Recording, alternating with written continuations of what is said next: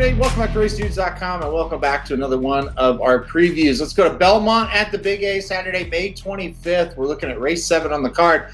It is the Pennine Ridge Stakes. It is a mile and eighth on the turf, $200,000 the purse. Field of 7 here as the local prep for the Belmont Derby, a big day coming up later on in the meet here at Aqueduct, which is Belmont, and it'll be Saratoga at one point. It's crazy. Anyway, don't worry about the track. Let's worry about the race. So we got a field of 7 here. Let's go through them one by one. The number 1 is White Palomino for Chad Brown. This is a horse that I actually saw broke the maiden live and in person at Keeneland. I was actually there that day. If you don't remember, it was Bluegrass Day. This horse went off at 7-2 after losing on debut. But boy, did he really improve in that second start. I thought he was fantastic in that second start at Keeneland. He absolutely dusted that group pretty easily. Despite, facing a pretty good group that time. I think those horses were pretty decent. So White Palomino, the 1 horse for Chad Brown. I actually looked at Jared and said, I think it'll be Stakes next time out for that horse after we saw him cross the wire. I didn't know it'd be the Pennine Ridge, but here it is. So I think it's a pretty aggressive spot. Flavian Pratt gets aboard today. Thought that was interesting as well. The number 2 horse is Legend of Time. And if you kind of stop yourself and you go, well, where do I remember that horse? Well, Kentucky Derby Day is where you remember him. He was bet down to 6-5 in the Grade 2 American there at Churchill Downs. And if you remember, at the top of the stretch, it looked like this horse was getting ready to rock and roll, and then he just did not run. A huge long shot won that race. Now, if you also remember, this horse, Legend of Time, was very sweaty in the post parade and on the racetrack. He didn't look very good as far as how his body was looking with all the sweat. So, maybe he just kind of got worked up. Maybe we didn't see him at his best. I don't think there's any maybe but that. We didn't see him at his best. I'm safe. It's safe to say that, in my opinion. So you look at this race, I think if he can run that type of race and then have that kick at the end, I really think he's going to be tough to beat. So I look for him to bounce back, but you might keep an eye on him, right? Post-parade, as they're on the track getting ready to run, keep an eye on him because – if he's sweaty again, we've kind of saw that, and we saw what happened to him last time. So we'll see how he can kind of bounce back from that effort. All right, number 3, as we keep going here, number 3 is Risk Tolerance. This is a Chad Brown trainee who was a nice maiden special weight winner last time out over the turf here at Aqueduct, won by 3/4 of a length. It was an impressive win. Got a pretty decent speed figure. That was a mile and 16th. This is a mile and 8th. I don't think that'll bother him. I think he'll be tough in this one. I look for Risk Tolerance to run a very big race. He is the number 3. Number 4, Cable Ready. So horse that was just so-so on the dirt. Finally switched over to the turf last time out.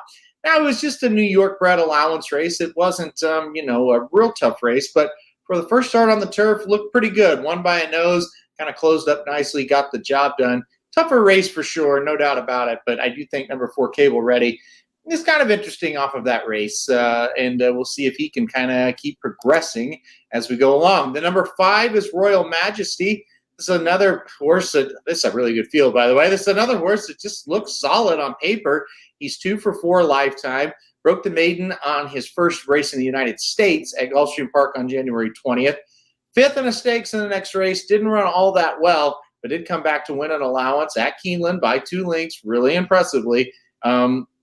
Last time out. So it's another one kind of progressing. Bill Mott, Junior Alvarado, 2 guys that could hook up and really have some nice wins. So Royal Majesty, this is another one, guys. It looks pretty good on paper to me. Maybe a cut below the first 3 we talked about, but still in there with the big shot. Number 6, this is the longest shot on the board. Number 6 is St. James the Great.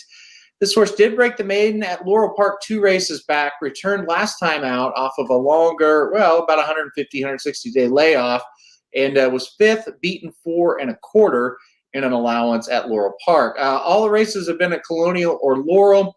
Only 1 win in 5 starts. This is an ambitious spot. There's no doubt about it.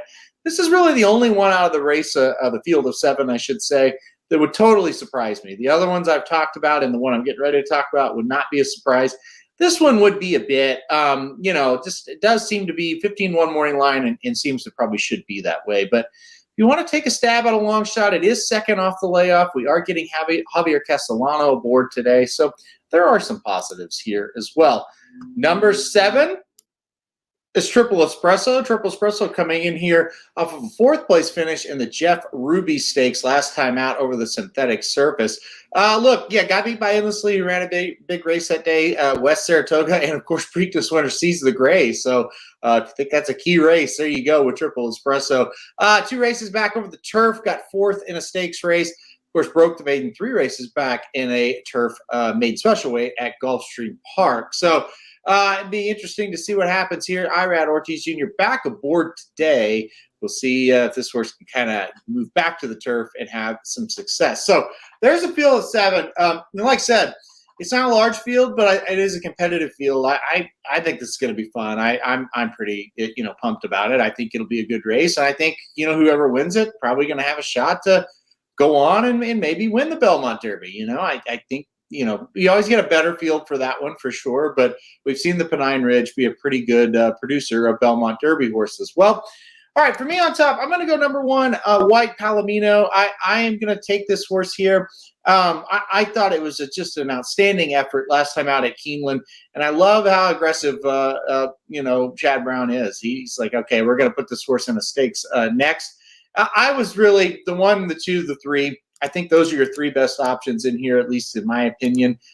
So I took White Palomino 6-1 on the morning line as well. I like the price. And look, I just really love that race.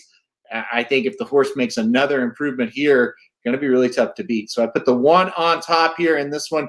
That's going to be who I've got to win the race. Like I said, the 2 and the 3, the other 2 horses, Legend of Time, Risk Tolerance.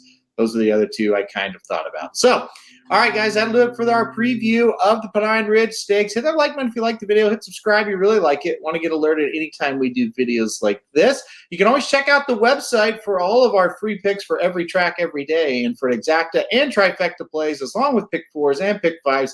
You can go to the premium products page on the website. All kinds of products there for you guys to enjoy. All right, thanks, everybody, for watching, and we'll see you for the next one.